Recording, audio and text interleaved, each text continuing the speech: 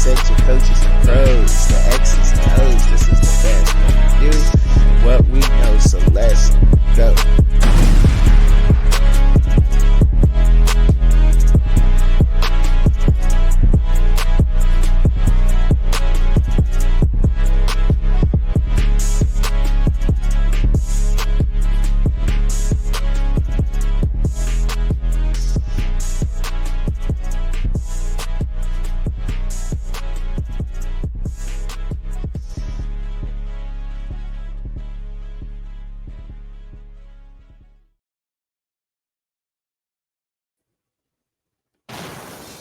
See, this is that bullshit I be talking about. This is that bullish I be talking. This is that I be talking about right here. So Marshall's whole team opts out of the bowl game, out of the Independence Bowl against Army, bro, because their whole team jumped in the transfer portal. So here we go now in this bowl. Um, LA Tech is going to replace Marshall in the bowl game versus Army now, right? Which is just crazy to me because the whole team decided to drop out and go into the transfer portal. They didn't have enough players to play a game in to play a bowl game because everybody left and went into the transfer portal because of the narrative. It's just crazy. So the New York Times had dropped a story on this. I don't know if y'all want to go. I mean, they're a very revered paper, so I decided to go with them and not because a lot of these other sports papers, man, they get a lot of the things wrong. And I just didn't want to reference them. So I'm gonna take the New York Times piece and I'll kind of read that and then I'll give my commentary on that afterwards. It's just crazy to me. Okay, Marshall dropping out of bowl game versus Army could lead to future penalties. Commissioner said. Okay, this is written by Ralph DeRusso on the 15th, a couple days ago. Um, American Athletic Conference Commissioner Tim Pertini on Sunday suggested schools that withdraw from bowl games to be subject to possible penalties after Marshall pulled out of the Independence Bowl against Army due to players opting out and entering the transfer portal. After Marshall informed bowl organizers it could not play Louisiana Tech 5-7 on Saturday, except the opportunity to face Army 11-2 on December 28th in Shreveport, Louisiana. The Bulldogs, the Louisiana Tech Bulldogs Ruston campus is located about an hour east of Shreveport. Marshall won the Sun Belt Championship on December 7th, but the next day made a coaching change with Charles Huff, whose contract with the school was expiring, leaving for Southern Mississippi. Marshall announced the hiring of the West Virginia native and North Carolina State defensive coordinator Tony Gibson as the head coach just minutes after Huff was announced as Southern Miss next head coach. Marshall, 10-3, also accepted a bid to the Independence Bowl that day, but the coaching change triggered an exodus of more than 20 players. All right. 20 players, more than 20 players, more, were extremely disappointed in Marshall's decision to back out of their commitment to play in the Independence Bowl.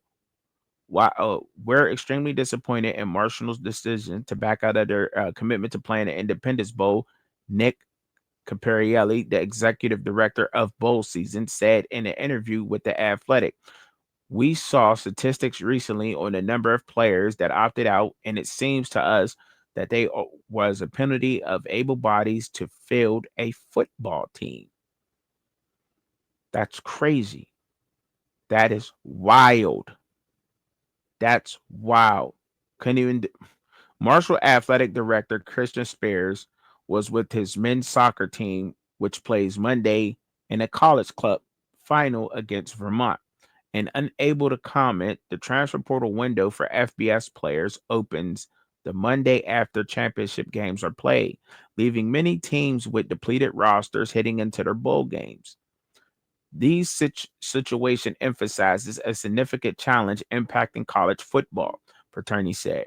The timing of the transfer portal and coaching carousel enables this behavior. Carpelli, no, I disagree with that, but we'll get into that. Carpelli suggested moving back to the opening of the transfer portal and the transfer window. Undergraduate players must enter the portal during the 30-day window to immediately eligible to compete at their to be immediately eligible to compete at their new school. So the undergraduates must enter the portal during a 30-day window to immediately be eligible to compete at their new schools. All right. We think that the transfer portal can certainly be delayed until after a significant portion of bowl games have been played so that the student athletes don't feel so pressured to make a decision whether they can play or not, Capelli said. All of our conversations indicate that guys still like to play football and want to play football. The circumstances are dictating that they can't. Paterni said if a school and its conference has any certain concern about safely fielding a team for a bowl game, it should not accept the invitation. We should consider legislation that requires programs that accept invitations and commit to bowl games to play the games or be subject to consequences for the impact it has on their opponent, Paterni said. Paterni said he was disappointed Army would not have the opportunity to play another conference champion, but thanked Conference USA and Louisiana Tech for stepping up in a short notice. The NCAA rules allow for teams with a 5-7 record to play in a bowl game when they are what when there are spots open spots, and no remaining 6-6 teams are given the opportunity in order of their academic progress rating grades. All right. That's crazy. NCAA rules for the teams with a 5-7 record to play in a bowl game when there are open spots, and no remaining 6-6 teams are given the opportunity in order of their academic progress rating grades. Louisiana's Tech's academic progress rating grades ranked 17th out of the 18 FBS teams with 5-7 records. Capelli said all the teams ahead of Louisiana Tech were given the opportunity to play in the Independence Bowl, but reorganizing a team after the season, especially with players entering the portal, is a challenge, Capelli said. The APR system is fine for the initial bowl invitation process, but should probably be abandoned in situations like which happened with Marshall. The teams that were contacted prior to Louisiana Tech, it's not a matter of them not being interested, Perry said. It's a matter of them not being able to execute a week after the fact. All right. So that's pretty much the story on that from the New York Times. Once again, the author of that out of the New York Times was Ralph Del Russo. Um, and it was a couple days ago that he wrote that. Now, I mean, there's been so much more development on this particular story in sports right.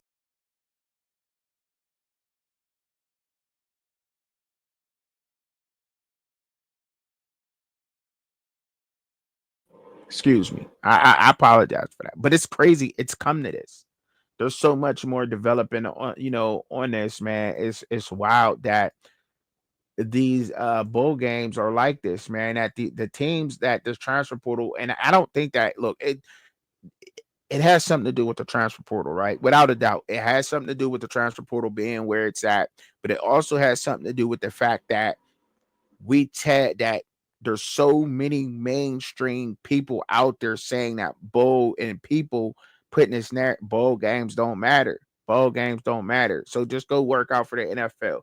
Now you got a whole team of martial athletes going to go drop out a bowl game to enter the transfer portal to have a chance to go to their new teams to get acclimated with their systems and you know what I'm saying and get in or whatever they're doing, moving on to the NFL draft, whatever's going on in their personal lives or whatever steps they're taking to get to the next level.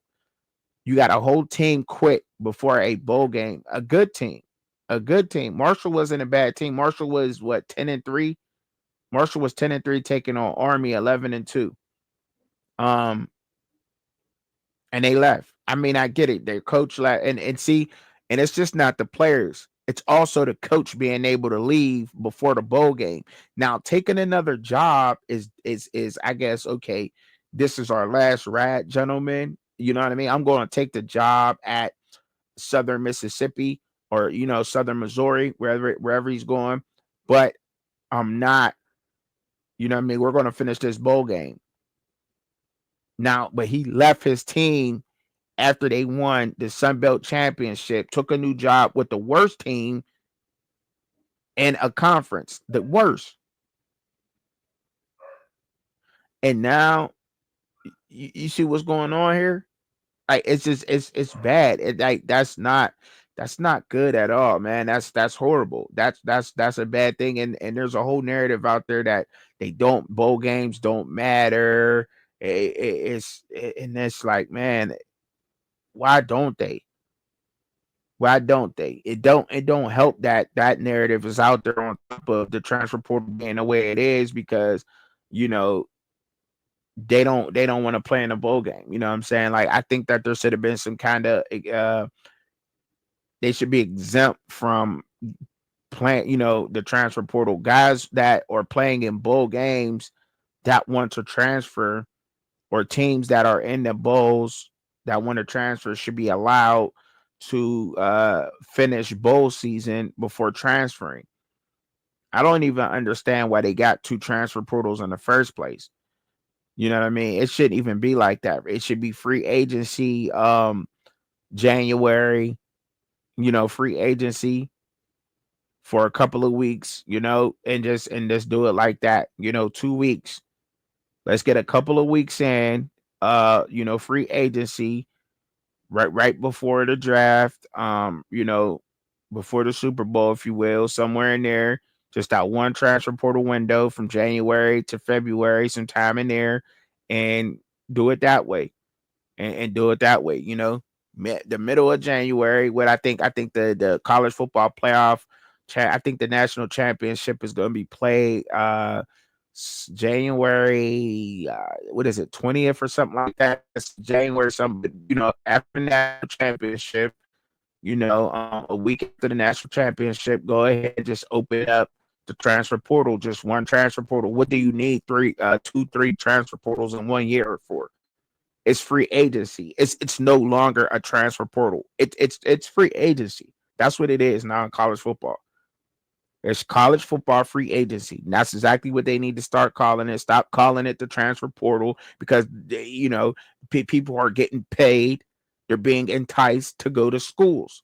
They're not going to a school because they want to go there and continue their education in a certain department. They're getting little communication degrees and playing football. They're getting the paper football degree, and then going to go play football for that university. That's what they're doing. So it's just it is what it is. They just need to open this thing up all the way.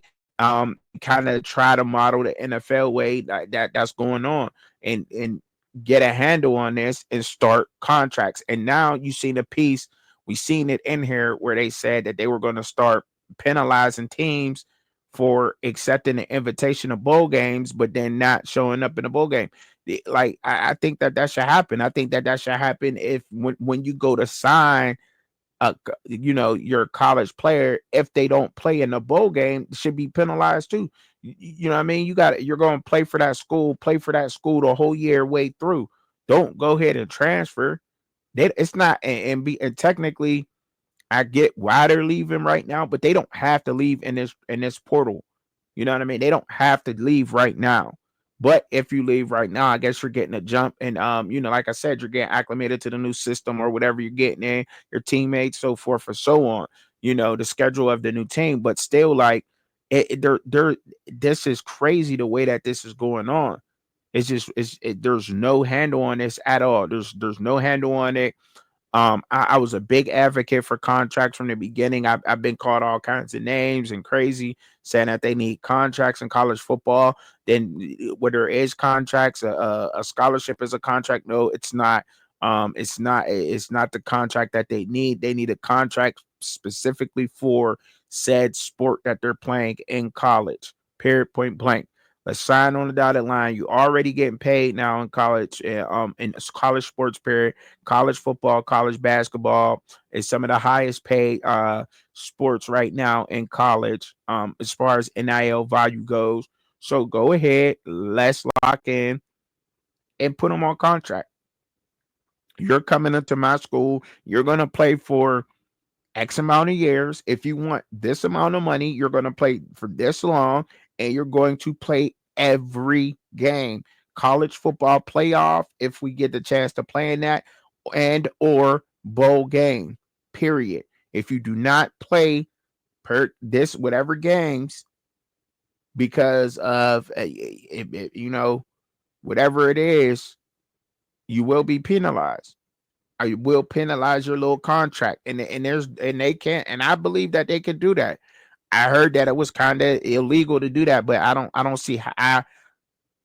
I haven't seen in the rules that it is illegal for a NIL collective or for a collective to say that they're not going to give a player or give a player more money to play in a bowl game. If they can get more money to play in a bowl game, then they also could be penalized for money for not showing up to a bowl game. That makes sense. I mean, it's just a simple way of breaking this down. I mean, like when you think like because look, how could you could be paid, but you can't lose money? Like that don't make sense. If you don't show up to work, whether you own your own business or not, you clock in at 9 to 5. You don't go to work one day. You miss that day. You don't get paid unless you have what, vacation days or sick days, right? Right. I mean, that will start happening if and when they go to revenue sharing in college sports. When they go to revenue sharing, then when they become employees at a university, then they'll be able to get sick days, vacation days, you know what I mean, for not showing up to those games. But until then, if they have a contract with I don't know, it could be Cummins engines, Cummins.